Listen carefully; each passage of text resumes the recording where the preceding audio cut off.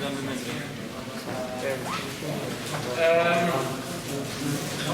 if we're going to quickly move from the fascinating world of psychology to the more murky world of philosophy, there's 2 sheets for each person. You can give out the sheets quickly. We'll try to squash a pretty big but interesting topic into a pretty short amount of time. The topic I want to talk about this evening, which is definitely connected, in fact, only really becomes a topic to Yetziat Mitzrayim, is the topic of miracles. Now, miracles are problematic. Why are miracles problematic? Because, we'll put it this way, if you were an investor, you wouldn't be very successful if you believed in miracles, right? Miracles are pretty unlikely. In fact, miracles by definition are kind of when something happens which not only we don't expect, we pretty much consider to be impossible. Now, the reason why I've chosen to speak about miracles is, the truth is, if you look through the entire Torah, the first time, and you have to go 1/5 or even 1/4 of the way through the Torah, the first time we have open miracles in the Torah is the Pesach story, Yetziat Mitzrayim. Until then, in the kind of plain understanding of the text, all of Sefer Bereshis until Sefer Shemos, you don't have any miracles. You have some pretty unlikely things which happen. Yosef becoming, viceroy of Egypt is pretty unlikely. There's nothing, apart from the creation of the world, which can't be explained by natural causation. When it comes to Yetziat Mitzrayim, suddenly we start to have pretty big miracles. And the truth is, if you look through Jewish thought in general, there's a lot of pretty cynical things said about miracles, quite often. Chazal have a fascinating midrash when it comes to them discussing miracles. And generally speaking, in a kind of paradoxical way, the stranger or the more obscure the midrash is, the deeper the philosophical idea behind it. And when it comes to miracles, Chazal throw us a curveball. There's a fascinating midrash which comes just at the beginning of the midrash where it's talking about creation, but it's really talking about Yetziat Mitzrayim. And it says that miracle which we all know about, the splitting of the Yam Suf, the splitting of the sea, it gives a bit of a prologue to that entire story. If you look in source 1, I just want to quote you this before we try to understand what it's really talking about. Amar Rabbi Yochanan, Kanaan hitna HaKadosh Baruch Hu im hayam. God made a condition with the sea. She'nikra lefnei Yisrael, that it would split in front of Yisrael. When God made water, when God made the sea, He made a condition. What's the condition? Well, there's going to be a day where the Jewish people are going to get to the banks of the Yam Suf, and although water fills whatever kind of area you put it in, we're making a condition. When it comes to Kriyas Yam Suf, when Am Yisrael are there, the water will split. Water doesn't split any other times. Kriyas Yam Suf, when the Jews come there, there's a condition fixed with the sea that it will split at that point. Dichtiv, the Midrash brings a pasuk, V'yashav hayam le'itano, which literally means, if you're going to interpret in a literal sense, it's talking about the splitting of the sea. The river returned to its, the sea returned to its full strength. Litna'ash hitna'emo. To the condition, they are words, Eitan and Tanai. Tanai means a condition. The sea returned to the condition that it had agreed with God. God made the condition it would split, and it split. Amar Rabbi Yirmiyah ba'alazah, Lo amayam bilvat hitna HaKadosh Baruch Hu elem kol ma shnivra b'shesh imei boreshit. The Midrash continues in the same very strange theme. Not only did God make a condition with the sea, He made it with everything He created in the 6 days of creation. And then if we just skip towards the end of the Midrash, I'll stay outside because we'll push for time. You can look at the inside. It gives a quick kind of quick A to Z guide of all the various miracles and make sure there's some kind of condition story behind them. When it says that God made the condition with the sun, because there's the miracle which happened in the days of Yoshua, where the sun froze in the sky. God made the condition with the ravens. The ravens is a miracle in Tanakh that ravens fed Eliyahu Navi. Another condition was made. God commanded the lions, when he made the lions, that your nature is to tear people apart generally, but when Daniel's in the lions, then don't tear them apart. I'm skipping to the last line. I commanded the heavens to open when Yechezkel made his voice be heard. Fish, generally speaking, do not swallow people and definitely do not throw them up whole. God made the condition with fish when he created fish that eventually a guy called Yonah would come around and be swallowed by a big fish, and the big fish would have to spit him out whole. Now, I think it's fair to say this is quite a strange midrash. There's definitely something profound going on underneath the surface. What on earth is this idea of basically making a list of every single open miracle which we can find, and saying some condition was made with the natural force which hosted or created that miracle, that miracle should happen. I want to put that all to the side for a moment, and I want to open up a second, more minor theme, which I want to discuss tonight, which at face value has absolutely nothing to do with miracles, but has everything to do with Aseder. There is one fascinating feature which we have, which kind of serves as an undercurrent to the entire Seder night, and that is being in a rush. What's the obvious example of this? The obvious example of this is, why do we eat matzah? We left Mitzrayim in a hurry. You can read the pasuk inside on source 2. Lo tochal alav chametz shevet yamim tochal alav matzot. You can't eat chametz, you have to eat matzahs. Lechem only, the bread of affliction. Ki b'chibazon yasata b'eretz Mitzrayim. You left Mitzrayim in a hurry. Okay, fascinating little historical fact. We left Mitzrayim in a hurry, and therefore the bread which we have to have from that point onwards on Seder night or on Pesach is supposed to be bread which is prepared in a hurry. Now, what's fascinating is this is less widely picked up upon. It's not just matzah which represents and carries forward this idea of being in a hurry on Seder night. There's a lot of other details that we have also. For example, the Korban Pesach, which we don't have now, but the Korban Pesach has to be eaten roasted. Why does it have to be eaten roasted? The Mefarshim explain, you can see the Chizkuni inside, for example, that roasted is the quickest way of cooking something. Right? You put it directly on the fire. You don't need to get a pot full of water, wait for the water to heat up. You're not allowed to break any bones when you're eating the Korban Pesach. Why aren't you allowed to break any bones? Well, some theorize that if you break open the bones and you start eating every single little bit, it's going to take a long time to eat the Korban Pesach. In times where people would eat the Korban Pesach, and certainly in Mitzrayim, no one was allowed to leave the house when they were eating the Korban Pesach. Why is that? Well, we don't want people to kind of get distracted. We want people to be inside the house, fully focused on eating their Korban Pesach in a pretty quick way. Which other interesting details do we have which represent that we have to eat it in a fast way?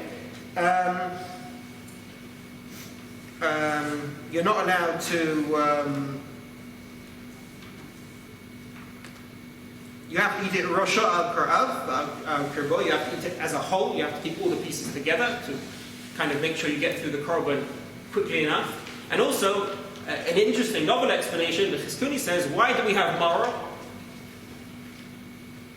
Why do we eat maror with the Korban Pesach? Well, the obvious reason is because it's bitter, reminds us of the bitterness of being enslaved in Mitzrayim.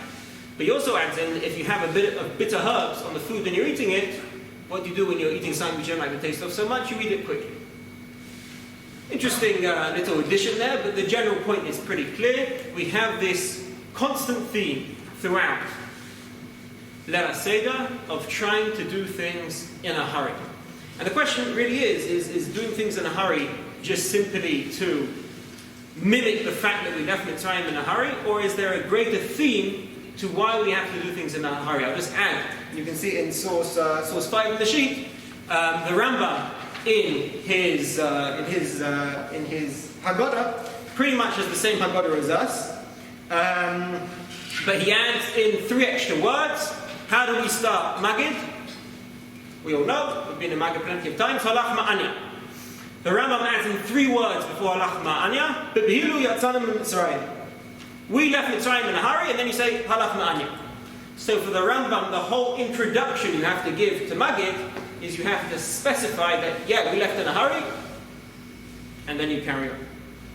So, what is this idea of being in a hurry? Now, the truth is, we could ask a further question, and after this we'll start to try to bring everything together, is who was in a hurry? Now, the Midrash, interestingly enough, brings 3 different options. If you look in source 6, Rabbi Shua ben Korcha Omer, first opinion, V'achaltem oso b'chipazon, you should eat it in a hurry. Zu chipazon Yisrael. This was Am Yisrael being in a hurry. Is that really the case? Maybe. Option number 2. The Egyptians were in a hurry. They wanted these Jews out of Egypt pretty quickly. They were destroying the land. Okay, it says that the Egyptians chased them out, and therefore the hurry of Mitzrayim must have already been mentioned. Rather, we must be talking about the hurry of the Jews.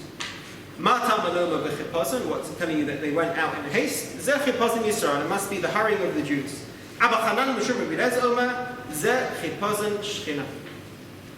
This is the hurry of the Shekhinah, of God's presence. For some reason, God was in a hurry. What on earth does that mean? Well, we'll come to that. We'll come back to that soon. Now, because we're pushed for time, I'll try to abridge my remarks. Let's get back to the question of miracles. The Rambam had a particular approach to miracles, which very much mimics what we saw. In fact, he quotes it verbatim in the Midrash that we started the shir with. And that is, he seems to, at least, play down any miracles which come up in the Torah. Or, I should be careful with what I say. He doesn't play down the miracles which turn up in the Torah. He tries to explain them in natural means. Now, when the Midrash comes along and says that God made conditions with all these natural forces, God made a condition with the sea, that it would split at Kriyat Yamsuf. It doesn't mean that God called the sea into his office and signed a deal with him, or with her, I guess. What it's really saying is that from the moment of the sea's creation, it was built into its programming, it was hardwired into it, that it would split at Yamsuf. Why is that? Well, let's just, before we try to explain this, let's try to understand at a philosophical level.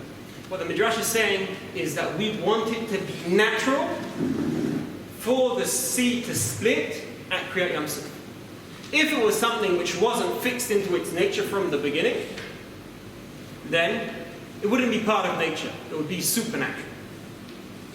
And, likewise, all these other natural forces, why did it have to be fixed into the fish to throw up Yonah? Why did it have to be fixed into the sun that it would freeze when Yeshua asked the sun to freeze in the sky for a moment? Because if it wasn't a condition made with the sun at that point in time, then it wouldn't be an act of, it would be a supernatural act. By making it part of the programming of the sun, that we know the sun rises and sets, the sun rises and sets, the sun rises and sets, and then, because there's a little blip in its programming, that on a certain day, a certain year, a certain place, the sun will rise, and instead of kind of charting its course smoothly in a balanced way through the sky, it will just pause in a certain place at a certain point. by making that part of its programming, it becomes part of the nature of the sun. We all know that the sun charters a normal course with no deviation. Well, no, if we're really going to be scientifically precise, the sun charters a course with one deviation. Water fills up, water doesn't split. Well, it's not really true. Water, generally speaking, doesn't split, but it was built into the fabric of water that it would split at Kriyat Yam Suf. And so on and so forth for all the different miracles quoted in that Medrash. Let's read this inside the Rambam himself. Rambam wrote a book, and I've translated it into English, source 7. But on the other hand, the words, there is nothing new under the sun, in the sense that no new creation takes place in any way and under any circumstances, express the general opinion of our sages and include the principle which every one of the doctors of the Mishnah and the Talmud recognizes and makes use of in his argument. They mean, perhaps to say, that natural laws, which the promised future condition of Israel will be affected, have been in existence since the days of creation. And in that they are perfectly correct. When I, however, say that no prophet ever announced the permanent change of its properties, I intend to accept miracles. For though the rod was turned into a serpent, a reference to Moshe's stick, the water into blood, the pure and noble hand into leprous one. Moshe, when he stuck his hand into on his chest when he was talking to God, he came out covered in leprosy, covered in saras. With the existence of any natural cause that could affect these or similar phenomena, these changes were not permanent. They have not become physical property. On the contrary, the universe since continues in its regular course. This is my opinion. This should be our belief.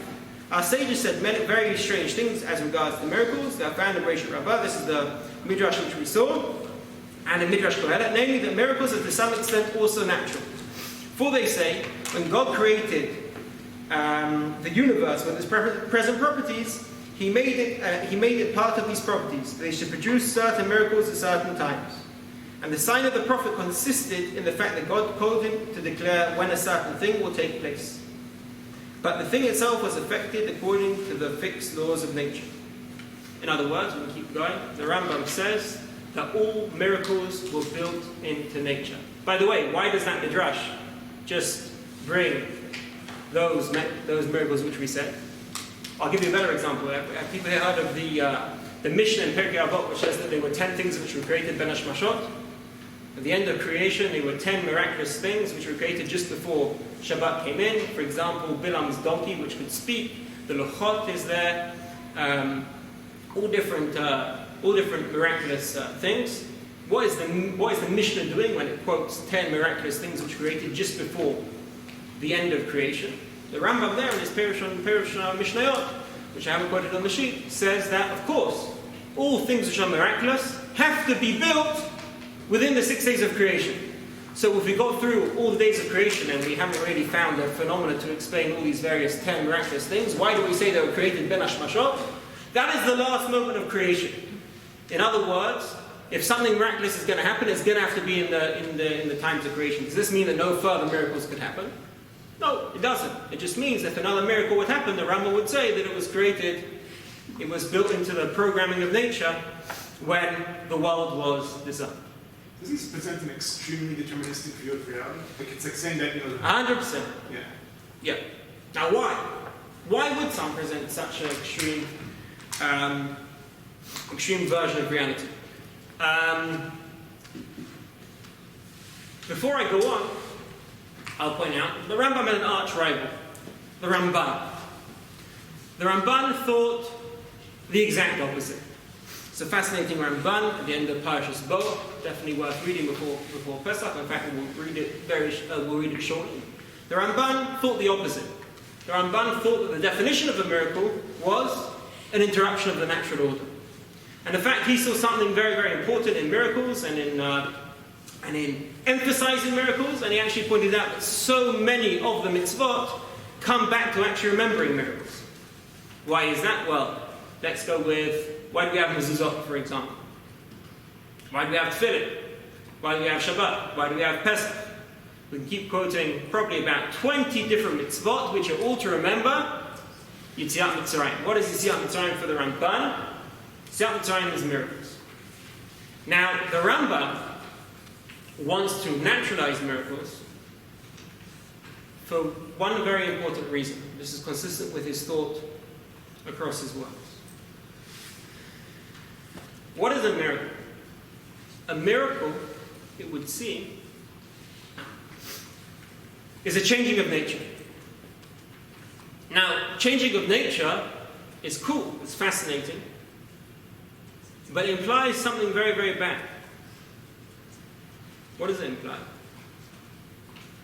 It implies that nature, the rules of nature, have to be fixed. What's wrong with that? Well, for the Rambam, what's wrong with that is, who is the author of nature? Who created the scientific laws of the world? God. And therefore, the Rambam says that essentially, if you try to promote God's greatness by emphasizing miracles, you end up reducing his greatness when it comes to the creation of the world. What is the biggest miracle? For the Rambam, the only miracle which is going to contain within it all the other miracles, it's going to be the creation of the world. Creation of nature. Nature itself is a miracle. And therefore, we want that God made the world, almost imagine like a supercomputer. The greater amount of changes of programming and of fixes that that world needs, the less good is the original design. The Rambam wanted the focus to be kept on the original design. Let's go one drop deeper. Why? Because for the Rambam, unfortunately we won't have time to read this, we won't have time to read this inside. The Rambam, at least, seemed to believe that the way that humankind get close to God is through the intellect, through knowing and understanding God. And therefore we will see God's wisdom best if we promote the laws of nature. We see the miraculousness which goes through the course of nature and the laws of science. Put that aside for one moment, and I'm skipping through things pretty fast. We'll finish within about 5 minutes. Any questions? No? There's a lot of stuff to say in 15 minutes. Does the Ramban believe in free will? Rambam? Yeah. For sure, because everything which you said until now are laws which apply to the natural order. We haven't spoken about human will changing. Everything's being based on nature. Those two don't have to clash. I can see why you would ask this. The Ramban, has a completely different approach. And let's read some Ramban together. He sees Yetziat Mitzrayim as a philosophically groundbreaking occurrence in the history of the world. He says that before Yetziat Mitzrayim, there were two schools of thought which basically dominated the world. Either that God created the world and left it. They were deists who believed that God created the world, but he created it. And then it got bored of it, left it to its own devices. Or there are others, and the Greeks pretty much promoted this, believed that the world was eternal. There was no moment of creation. The world never started at a certain point in time. It's just been ticking over forever, ups and downs, but the same boring pattern continues. The Ramban believed that Yetziat Mitzrayim changed all this. Let's read the Ramban inside. Source 9. I'll give you a reason which is behind many of the mitzvot.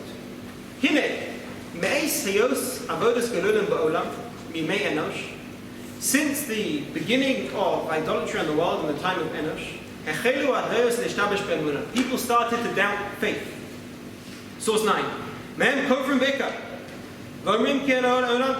were those who undermined, denied the very foundation of faith and said that the world is eternal. They denied God, and they said that he didn't exist. And there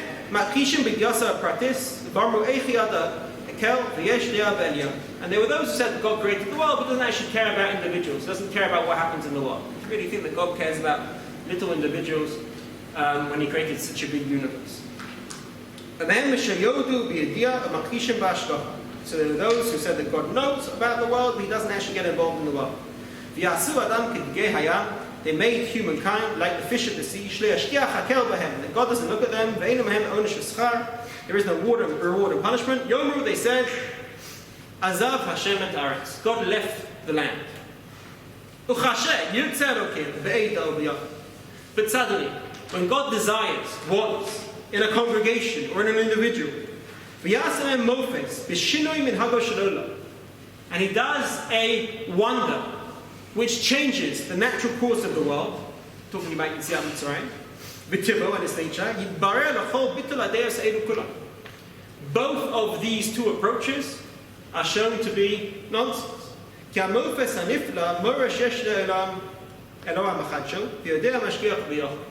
When God interrupts nature and he does a big miracle, he shows two things. First of all, that nature isn't a steady pattern of ups and downs, because there are just certain standalone events which happen in nature. And not only that, why would God get involved in the world? It must be that he's got some kind of interest in individuals, in a community, in the world. I'm going to skip a paragraph. That's why the Ramban now quotes, you can see it inside. That's why throughout Yetziat Mitzrayim, when God says he's going to bring just another makkah, and just another makkah, he's not going to take out Am Yisrael yet, he's going to bring another plague, another plague, another plague. If you actually look in the words of Psukim, when God's explaining why he's doing this, he says, in order that my miracle should be known throughout Mitzrayim, in order that my miracle should be known throughout the earth, he's trying to make himself known through miracles. I'm skipping to the third paragraph. That's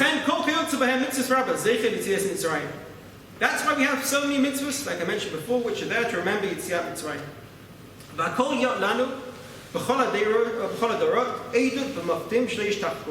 And they're all there so that we have for generations testimony of these wonders. They don't get forgotten.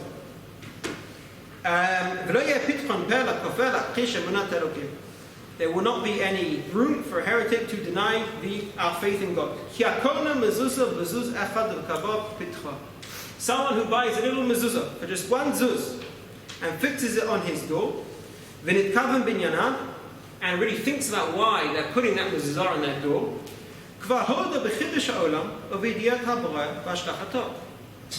you don't put a mezuzah on your door if you're not attesting to the fact you believe that God created the world, and he can interrupt and intervene in the world, because you're commemorating Yetziat Mitzrayim by putting this on your door. And also in prophecy.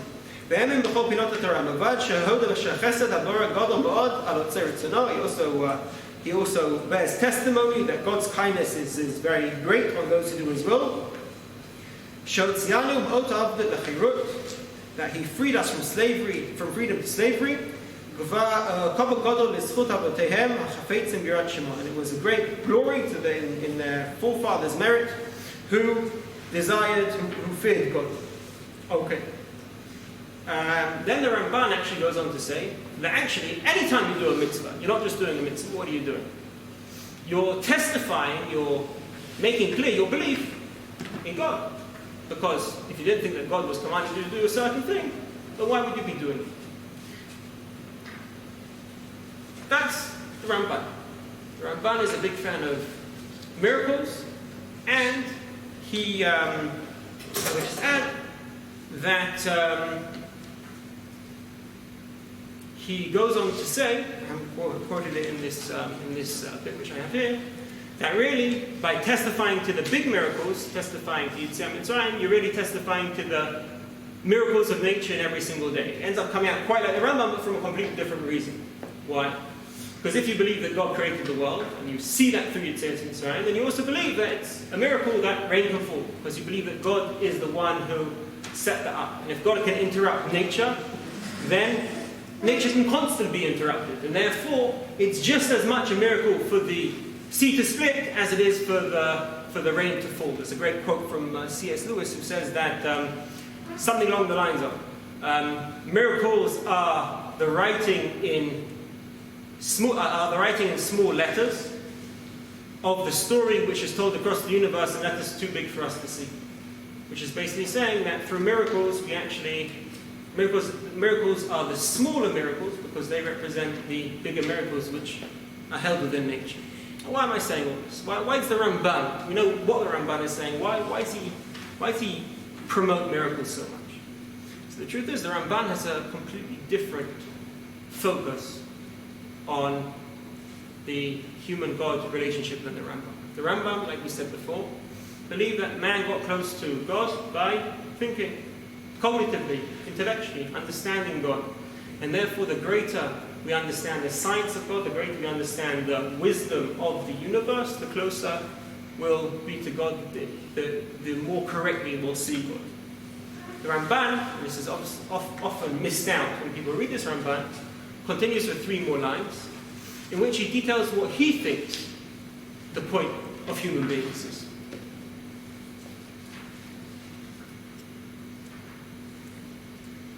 The kavana kol mitzvot, second last line on the sheet.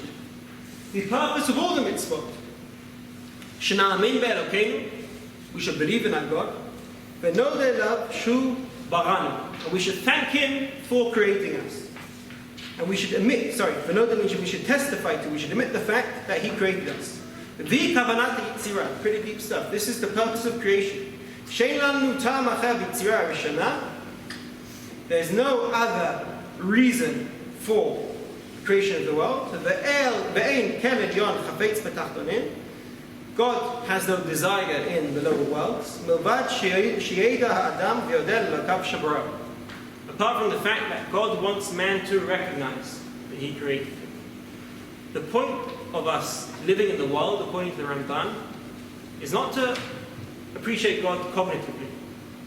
It's to recognize and realize, and even goes on to carry on saying, publicize the fact that we were created by God. And therefore, what do we need miracles for? Miracles are pointers. They're great ways of recognizing that God created the world, that God is controlling the world, that God is involved in the world. And therefore, on the contrary, miracles should not be naturalized. Miracles should not be built into the fabric of creation. They should be interruptions in the fabric of creation, because the whole point is not to glorify over the wisdom which is behind creation. It's very important also, but to be able to recognize that it's God who's controlling creation. And therefore, we have two reasons why these 2 great thinkers had a completely different approach to the purpose of miracles. I'm just gonna sum up very briefly. What's this all got to do with being in a Rosh Hashanah Seder? So there's a fascinating idea in the Maharal, which I think you can extend to this idea, which is that what's the most natural thing in the world? What's the greatest sign and symbol of the natural order which we can't break away from? Time. The one thing we can't do is we can't change time. We might be able to change pretty much every single other thing, but we can't turn back time. Now, miracles are there to interrupt nature. We recognize God by understanding and emphasizing the fact that nature can be interrupted. So what do? We rebel against nature. How can we rebel against nature? The truth is we can't rebel against nature. It's impossible to rebel against nature. Nature holds us within its laws. What can we try to do to rebel against nature? We can race against the clock. We can try to do things as quickly as possible. And that's really the idea why we're in such a hurry on Seder night, is because we are symbolizing the supernatural occurrences which happen on Seder night, the supernatural nature, that's a contradiction in terms, but whatever, the supernatural nature of Seder night. We're doing things in a hurry, we eat matzah in a hurry, we eat food which is to be eaten in a hurry, to show that we are recognizing the fact that God has authority over nature, He can control nature, and He can interrupt nature. Final closing point, I'll just add is as follows. There is a third model, which I'm definitely not going to go into today, which is that the purpose of man in the world isn't to, the purpose of us in the world isn't to get close to God through intellect, isn't to recognize God, the Rambam and the Ramban, but rather the purpose of man's creation, of humankind's creation, is Avas Hashem, loving God. There's a way of explaining how miracles are symbolic of God's love. We're not going to get into that now. But as the approach is put forward by Rechistai Crescens. That really, God puts us in this world because He loves us, and our purpose in this world is to love God. Now there's another reason why you do things in a hurry. And this is the third theme of Seder night. And that is that you do things in a hurry when you're in love. When you can't wait, when you're so desperate to see the other person that you rush through everything. And one of the great themes of Seder night, this can be seen in many ways which we won't go into now, is love. The love between God and His people. The love between us and HaKadosh Baruch Hu. The love between Am Yisrael and HaKadosh Baruch Hu. The reason we do everything quickly is it's because it's supposed to symbolize the kind of impulsiveness, the hurried nature of people who are in love. And that's why, if I just get back to our Medrsh, which we quoted before, there are different ways of seeing who was in a rush to get Am Yisrael out of Mitzrayim. You could say it was the Egyptians, because we were killing them. You could say that the Jews were in a rush to get out of Mitzrayim, and therefore we act like we're in a rush and say that.